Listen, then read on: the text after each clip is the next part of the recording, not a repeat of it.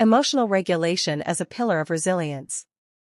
Connecting findings to theories, concepts, and previous research.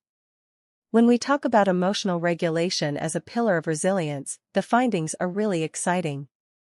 They show us that being able to manage our emotions is absolutely key when it comes to bouncing back from tough times. It's like having a personal toolkit for handling stress, staying calm under pressure, and keeping ourselves grounded. This idea fits perfectly with what Gross explained back in 1998 through his process model of emotion regulation. Basically, it's about smart strategies like rethinking situations or managing how we show emotions on the outside. Pretty interesting, right? Stick around, because there's even more to uncover about how emotions shape our resilience journey. Not only that, but this research also supports Fredrickson's broaden and build theory from 2001. According to her, when we experience positive emotions, it opens up our thinking and actions, helping us build stronger psychological resources over time. So by actively managing our emotions, especially by cultivating positive feelings, we're actually laying down the foundation to face future challenges with more strength and confidence. Feeling curious about how positivity plays a secret superpower role in resilience? Let's dive deeper together. Another really cool connection comes from the work of Tugate and Fredrickson in 2004. They found that people who are better at regulating their emotions tend to bounce back faster from stressful situations and are way more flexible when facing problems. So emotional regulation isn't just about reacting well, it's about preparing ourselves ahead of time, building resilience that truly lasts. Sounds like an empowering skill to build, doesn't it? Stay with me, because next, we'll explore why emotional regulation matters not just for you but for everyone around you too. Implications of the findings. The beauty of these findings is that they don't just stay in academic papers, they have real-world impact. For each of us individually, working on emotional regulation can lift up our mental health, lower the chances of anxiety and depression, and just make life feel a lot more satisfying. Simple habits like practicing mindfulness, reframing negative thoughts, or becoming more aware of our emotions can go a long way toward helping us handle whatever comes our way. Wouldn't it be amazing to have a few easy habits that make a real difference? Keep listening, because we'll chat about that. At a bigger level, like schools, workplaces, and communities, building emotional regulation skills can actually make whole groups of people more resilient. Imagine if emotional skills were taught to kids early on. We could create stronger, healthier societies where mental wellness is the norm, not the exception. Makes you wonder, right? What if emotional literacy was as common as learning math? Let's keep exploring how we can make that vision a reality. And one thing is super clear, emotional regulation isn't some nice-to-have skill. It's a core ingredient for real resilience, something we should be intentionally nurturing, not leaving to chance. Feeling motivated yet? Wait till you hear about what influences our emotional regulation in real life. Factors influencing the results. Supporting factors. One big helper in regulating our emotions?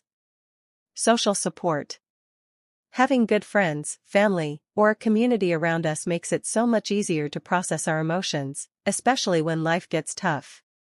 Studies like Southwick's in 2014 highlight this beautifully. Can you think of someone whose presence just helps you breathe easier? Hold that thought, because there's more goodness ahead. Another boost comes from mindfulness and self-compassion practices. When we're kind to ourselves and stay present with our feelings instead of pushing them away, our emotional skills get stronger naturally. Plus, being compassionate with ourselves softens the blow of emotional pain. Imagine being your own best friend when things get hard. Sounds healing, right? Let's unpack even more tools you can use. And don't forget about positive coping styles. People who choose healthy ways to face challenges, like solving problems directly or seeking emotional support, tend to regulate their emotions more effectively too. Ever wondered what your go-to coping style says about your resilience? We're going to touch on that soon, so stay tuned. Hindering factors. Of course, there are obstacles too. Chronic stress, being under constant pressure without enough time to recover, can really wear down our emotional regulation muscles, leaving us more reactive and vulnerable. Ever felt like you're running on empty emotionally? You're not alone. Let's talk more about what to do when that happens. Then there are emotion dysregulation disorders, like borderline personality disorder or intense anxiety, which can make it especially tough to manage emotions effectively. These challenges deserve compassion and understanding, not judgment. Because honestly, healing takes time, right?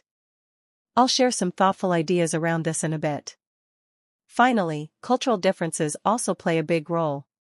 Some cultures encourage open emotional expression, while others lean more towards emotional control or suppression. These norms can influence how people experience and build resilience. Have you ever noticed how emotions are handled differently depending on where you are or who you're with? Let's dig deeper into that fascinating topic next. Critical evaluation and limitations. Now, even though the findings are super valuable, no research is perfect. And it's important to talk about that honestly. First off, a lot of the data comes from self-report questionnaires. That means people answered based on their own perceptions, which can sometimes be a little biased. Have you ever answered a survey and thought, I'm not sure if that's totally true for me? Yeah, same here. Let's keep going. Also, many of the studies use a cross-sectional design, meaning they only capture a moment in time. Emotional regulation and resilience are journeys, they change and grow, so snapshots don't tell the whole story. Kind of like taking one photo of a long road trip, right? There's so much more happening behind the scenes. Let's explore that idea further. Another limitation is limited cultural generalizability. Most studies were done in Western cultures, so the findings might not fully apply everywhere in the world where people relate to emotions differently. Imagine how much richer our understanding would be if we listened to stories from all corners of the globe. Excited? We're getting to the future possibilities soon. And lastly, there's sometimes an overemphasis on individual responsibility. While it's empowering to work on ourselves, we can't ignore the bigger systems, like economic inequality or workplace culture, that impact our ability to regulate emotions. Because honestly, we all deserve support, not just more pressure. Let's dream bigger together in the next part. Recommendations for future research. Looking ahead, there are some exciting ways to make emotional regulation research even stronger. First, longitudinal studies would be amazing. Tracking how emotional skills grow over time would give us a fuller, richer picture of resilience. Kind of like watching a flower bloom across all the seasons, right? Can't wait to tell you more. We also need more cross-cultural research. Exploring emotional regulation across different societies would help us create a truly global understanding of resilience. Imagine learning wisdom from traditions all around the world, pretty inspiring, don't you think? Mixed methods approaches could also help. Using both numbers and real stories would give us the heart and the data, all at once. Because let's be honest, numbers are cool, but human stories? They stick with us. Stay tuned for why this matters so much. Then, interdisciplinary collaborations, like bringing in neuroscience, could show us exactly how emotional regulation changes our brains. That's science magic right there. And finally, future research should look at structural level interventions.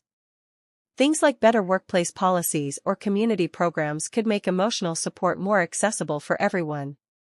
Because changing the system means no one has to carry the weight alone. Sound good? Let's wrap this all up with a big picture view. Conclusion. In the end, emotional regulation as a pillar of resilience isn't just an idea, it's a powerful, living skill we can all develop. It helps us meet life's challenges with greater calm, adaptability, and hope. And here's the best part, emotional regulation isn't something you either have or don't have. It's something you can grow, step by step, day by day. It's shaped by your experiences, your relationships, and yes, by the society you live in too. Isn't that comforting to know? Growth is always possible. By better understanding emotional regulation, we're not just making life easier for ourselves, we're creating stronger, kinder, more resilient communities. And honestly, the world could use a little more of that, right? Thanks for hanging out and reflecting with me. Ready to take this emotional resilience journey even further? Let's do it, together.